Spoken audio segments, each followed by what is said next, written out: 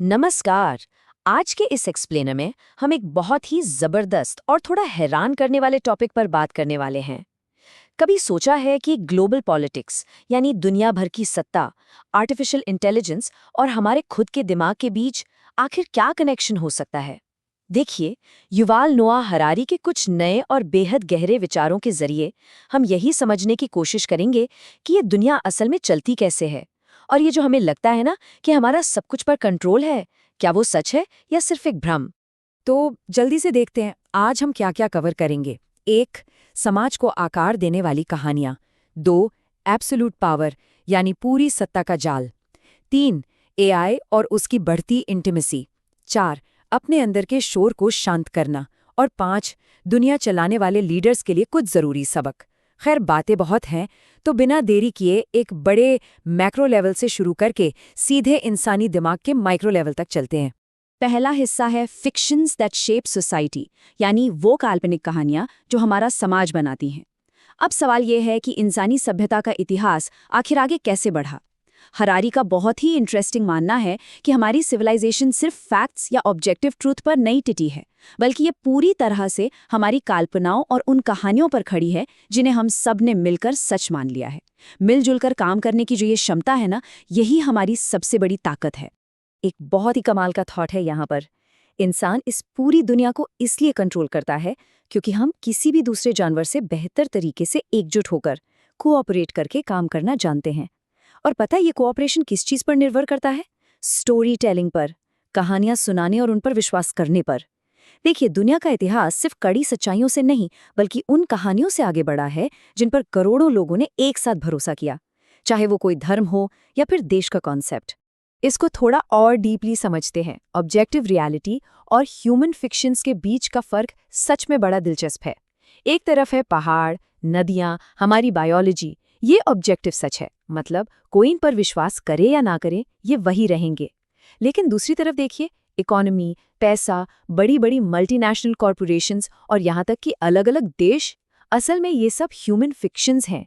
एक तरह की काल्पनिक कहानियां जिनके जरिए करोड़ों अनजान लोग एक दूसरे पर भरोसा करते हैं और इस पूरी दुनिया की अर्थव्यवस्था को स्मूथली चलाते हैं। अब आते हैं दूसरे हिस्से पर, the trap of absolute power यानी सत्ता का जाल। और ये हिस्सा बहुत ही शानदार तरीके से दिखाता है कि कैसे ये काल्पनिक कहानियां और आपसी कोऑपरेशन के सिस्टम आज ग्लोबल स्टेज पर तेजी से बदल रहे हैं। सच तो ये है कि जब भी कोई सिस्टम सिर्फ ताकत और दबाव पर चलने लगता है तो आपसी विश्वास तुरंत कमजोर पड़ने लग जाता है। यहाँ एक ऐसी बात पॉइंट आउट करता है जो काफी चिंताजनक है। देखिए, मॉडर्न पॉलिटिक्स का बेस क्या था? यही ना कि अग्रीमेंट्स देशों की संस्थाओं के बीच होते थे। अगर देश का लीडर बदल भी जाए तो भी दो देशों के बीच का ट्रस्ट बना रहता था।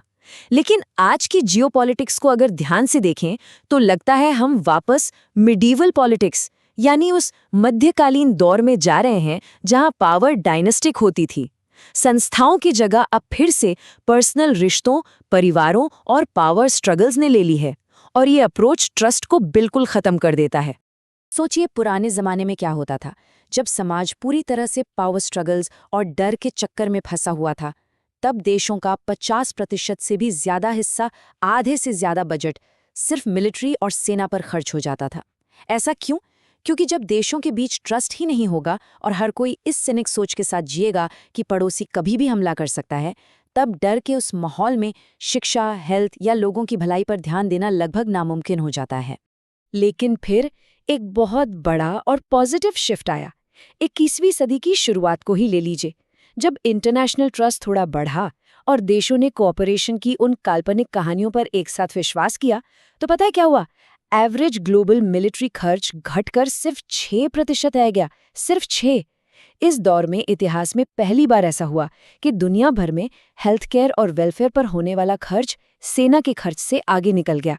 ये इंसानियत की एक बहुत ही बड़ी जीत थी, जो अनफॉर्चुनेटली अब फिर से उन्हीं पावर स्ट्रगल्स और सिनिक थिंकिंग की वजह से खतरे में पड़ रही है। चलिए बढ़ते हैं तीसरे हिस्से की तरफ, एल्गोरिदम्स और एआई इंटीमेसी। अब थोड़ा उन टेक्नोलॉजिकल ताकतों को समझते हैं जो आजकल ना सिर्फ हमारी कहानियों को बल्कि ग्लोबल ट्रस्ट को पूरी तरह से हिला कर रख रही हैं। आज का एक बहुत बड़ा मुद्दा ये है कि हमने ना पब्लिक कॉन्वर्सेशन का कंट्रोल इंसानों से छीनकर एल्गोरिदम्स के हाथ में दे दिया है। देखिए, जो स्टैंडर्ड सोशल मीडिया एल्गोरिदम्स होते हैं उनका एक ही लक्ष्य होता है, एंगेजमेंट बढ़ाना। और उन्होंने ये बहुत अच्छे से सीख लिया है कि इंसानों के अंदर गुस्सा, डर या लालच जगाकर सबसे ज़्यादा अटेंशन बटोरी जा सकती है। इससे सोसाइटी का बेसिक ट्रस्ट ही खत्म हो रहा है। लेकिन इसका एक ऑल्टरनेटिव भी है, जैसे कि ताइवान मॉडल। ये एक ऐसा सिस्टम है जो उस कंटेंट को आगे बढ़ाता है जो दो बिल्कुल अलग विचारधारा वाले ग्रुप्स को जोड़ने का काम करे। ये एक क्लियर प्रूफ है कि टेक्नोलॉजी को अगर सही से डिज़ाइन किया जाए तो वो समाज को तोड़ने के बजाय जोड़ भी सकती है। और अब तकनीक सिर्फ अटेंशन तक ही सीमित नहीं रही, ये इंटिमेसी यानी एक गहरे अपनेपन तक पहुंच चुकी है। AI इंटिमेसी का सीधा सा मतलब है एक ऐसी नॉन ह्यूमन इंटेलिजेंस जो हमारे साथ गहरे इमोशनल बॉन्ड्स बना रही हैं। एल्गोरिदम्स अब हमारी भावनाओं को समझ रहे हैं, उनके साथ जुड़ रहे हैं। आजकल AI एक ऐसा क्लोज दोस्त बनता जा रहा है जिससे लोग अपने सबसे गहरे डर और राज शेयर करने लगे हैं। सोचने वाली बात है, एक ऐसी इंटेलिजेंस जो इंसान है ही नहीं, वो धीरे धीरे लोगों की सबसे क्लोज कॉन्फिडेंट बनती जा रही है। और बस यहीं से एक बेहद बड़ा और थोड़ा डराने वाला सवाल उठता है। जैसा कि हमने देखा, इतिहास उन्हीं कहानियों से बना है जिन्हें हमने मिलकर सच माना। लेकिन तब क्या होगा जब अगला बड़ा धर्म या कोई बहुत बड़ा सोशल मूवमेंट एक AI लिखेगा? जब AI को हमारी सबसे गहरी भावनाओं और इंटिमेसी का पूरा कंट्रोल मिल जाएगा, तो क्या ऐसा वक्त आएगा जब लोग एक नॉन ह्यूमन इंटेलिजेंस की बनाई कहानियों पर अंधा विश्वास करने लगेंगे? सच और मैनिपुलेशन के बीच का फर्क समझना अब शायद हमारा सबसे बड़ा चैलेंज है। अब आते हैं चौथे हिस्से पर, mastering the chaos with in, यानी अपने अंदर के शोर को शांत करना। अब देखते हैं कि ये सब आपस में कैसे जुड़ता है। चलिए, दुनिया के इन कॉम्प्लेक्स एल्गोरिदम्स और ग्लोबल टेंशन से थोड़ा बाहर निकलते हैं और सीधे एक इंसान के दिमाग के माइक्रो लेवल पर फोकस करते हैं। यहाँ अटेम्प्टेड कंट्रोल और एक्चुअल कंट्रोल के बीच का फर्क सच में आंखें खोलने वाला है। सोचकर देखिए, दुनिया के सबसे ताकतवर नेता दूसरे देशों की इकोनॉमीज कंट्रोल कर सकते हैं, बड़ी बड़ी मिलिट्री स्ट्राइक्स ऑर्डर कर सकते हैं। हम और आप भी अपनी उम्र बढ़ने को, पास्ट को या फ्यूचर को कंट्रोल करने की लगातार और नाकाम कोशिश करते रहते हैं। लेकिन कल्पना कीजिए उस वर्ल्ड लीडर की जिसे कल सुबह एक बहुत बड़े ग्लोबल समिट में एड्रेस करना है, और रात को सोने से पहले को एक छोटा सा बेकार का विचार दिमाग में घूमने लगता है और वो उसे रोक ही नहीं पाता। असल में सच्चा कंट्रोल सिर्फ एक ही जगह हो सकता है, हमारे प्रेजेंट मोमेंट पर और हमारे खुद के दिमाग पर। यहाँ ऑटो कंप्लीट का एक बड़ा ही मजेदार और सटीक उदाहरण दिया गया है। लोग अक्सर AI का मजाक उड़ाते हैं, कहते हैं कि अरे ये तो बस एक ग्लोरिफाइड ऑटो कंप्लीट है जो अगले शब्द को प्रिडिक्ट करता है। लेकिन सोर्स मटेरियल यहाँ एक गहरी बात बोलता है। अगर ध्यान से अपने दिमाग को ऑब्जर्व किया जाए तो समझ आएगा कि हमारा दिमाग भी बिल्कुल वैसा ही है। विचार रैंडमली आते हैं और हमें लगता है कि हमने उन्हें कॉन्शियसली सोच समझ के बनाया है, जबकि हकीकत ये है कि इस बात पर हमारा कोई कंट्रोल नहीं होता कि अगला विचार या अगला शब्द दिमाग में कहाँ से पॉपअप हो जाएगा। तो इस इंटरनल सफरिंग, इस अंदर के केओस से बचने का रास्ता क्या है? यहाँ आते हैं मेडिटेशन और सेल्फ करेक्शन के स्टेप्स। पहला, अपने विचारों को ऐसे देखें जैसे कोई बाहर की चीज़ हो, बिल्कुल ऑब्जेक्टिवली। दूसरा, जब भी कोई थॉट आए उसे ज़बरदस्ती रोके नहीं, ना ही उसे कंट्रोल करने की कोशिश करें। बस अपनी सांस पर ध्यान देकर उसे चुपचाप एक्नॉलेज करें और गुजर जाने दें। और तीसरा सबसे अहम स्टेप, ये रियलाइज़ करना कि इन लगातार बदलते विचारों के पीछे कोई एक फिक्स्ड परमानेंट मैं या सेल्फ नहीं है।